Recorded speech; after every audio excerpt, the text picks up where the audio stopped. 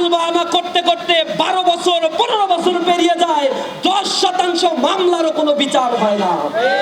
সুতরাং আমরা সরকারকে অনুরোধ জানাই, আপনারা সুবুদ্ধি উদয় ঘটান।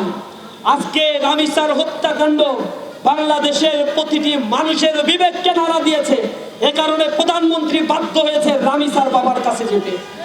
কিন্তু আমরা দেখি নাই নরসিংদীতে ধর্ষণের অভিযোগ দায়ের করার কারণে 15 বছরের কিশোরীকে তুলে নিয়ে গিয়ে নির্যাতন করে হত্যা করা হয়েছে, তার কোনো প্রতিকার এই সরকার করেছে। সিলেটে 4 বছরের শিশুকে হত্যা করা হয়েছে, ধর্ষণ করা হয়েছে, তার কোনো প্রতিকার নিতে। আমরা দেখতে পাই যে ইস্যুটা ভাইরাল হয়, যে ইস্যু নিয়ে সারা দেশ প্রতিবাদ মুখর হয়, শুধুমাত্র সেই 2-1টি ইস্যুকে কেন্দ্র করে বিচারের নাটক মঞ্চস্থ করা হয়।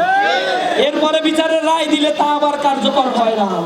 আবরার ফাহাদের হত্যাকাণ্ডের কথা আপনাদের মনে আছে, সারা বাংলাদেশ কেঁপে উঠেছিল। সে আবরার ফাহাদের হত্যাকাণ্ডের রায় ঘোষণার পরেও এখনো অপরাধীরা বীর দর্পে রয়েছে, তাদেরকে এখনো ফাঁসির কাস্টে ঝুলানো হয় না। তো দলীয় বিবেচনায় কোনো কার্যক্রম করবেন না। আমরা শুনেছি, আপনারা সোশ্যাল মিডিয়ায় দেখেছেন, ভাইরাল হয়েছে যে তাদের নেতা একজন উত্তরবঙ্গে সফরে যাবে।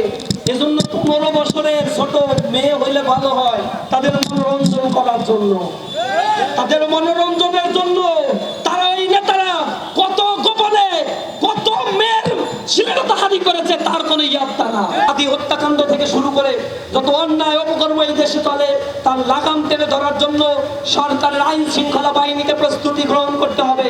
অন্যথায় জনগণ তার অধিকার আদায়ের জন্য আবার রাজপথে নেমে আসবে। সকলকে আজকের এই বিক্ষোভ পরবর্তী সমাবেশে উপস্থিত থাকার